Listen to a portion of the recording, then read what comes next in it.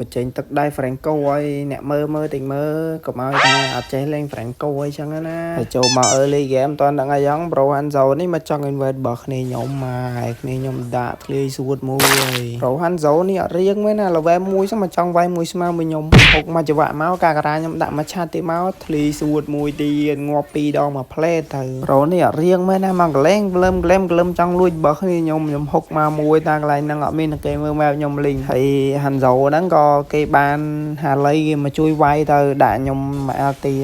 ងាប់បាក់ក៏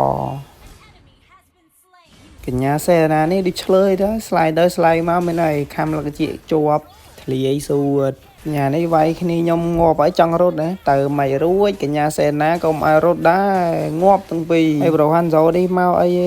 អត់វាយតែង Bro នេះថ្មីរហូត Bro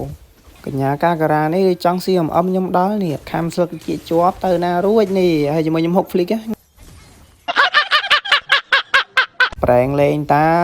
ហើយអ្នកទាំងអស់គ្នាបើសិនជាមានតម្រូវការចង់ផ្ញើលក់ account អ្នកទាំងអស់គ្នាអាចផ្ញើលក់នៅក្នុង page Horn Gaming Store បានហើយខ្ញុំក៏មានទទួលទិញ account ប្រញាប់លុយដែរអ្នកទាំងអស់គ្នារាល់ការទិញលក់នៅក្នុង page របស់ខ្ញុំគឺមានការធានាត្រឹមត្រូវពីខ្ញុំផ្ទាល់ដល់អ្នកទាំងអស់គ្នាហើយបើសិនជាអ្នកទាំងអស់គ្នាទិញ account ទៅមានបញ្ហាអ្នកទាំងអស់គ្នាឆាតមកខ្ញុំមកខ្ញុំដោះស្រាយជូនទាំងអស់ Bro នេះអាឈាមសមម្ដាយអត់គិតរត់ទេណាសឹកចិត្តឆ្លៀតមកវាយវិញទៀត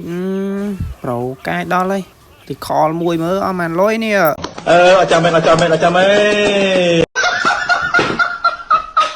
កញ្ញានេះខ្ញុំហុកអត់ត្រូវណាឆ្លៀត bling skill មកវិញទៀតចូលទៅខាំដល់ trap ប្រោយនិយាយច្រើនមិនដឹងថា Pro ឈូនឹងខ្នាញ់ខ្ញុំប៉ុណ្ណាទេហៅមកកណោអត់តតទេមកតតខ្ញុំកញ្ញាសេណានឹងវាយខ្ញុំទៀតហើយខ្ញុំក៏បាន flick រត់រួចហើយ Pro ឈូនឹងក៏សុកចិត្តដែរឃើញខ្ញុំ recall ក៏ចូលមកវិញទៅមានណាខាំស្លឹកជាជាប់ងាប់នៅហ្នឹងហើយហ្គេមហ្នឹងមើលតែប៉ុណ្្នឹងមកហើយ program ហ្នឹងចាញ់ខ្ញុំខ្ជិលដាក់ឲ្យមើលយ៉ាងរូបភាពចាញ់ណាព្រោះហើយពេលអ្នកគ្នាមើលឲ្យខ្លាញ់អ្នកគ្នាឈឺចាប់ដូចជាខ្ញុំអញ្ចឹង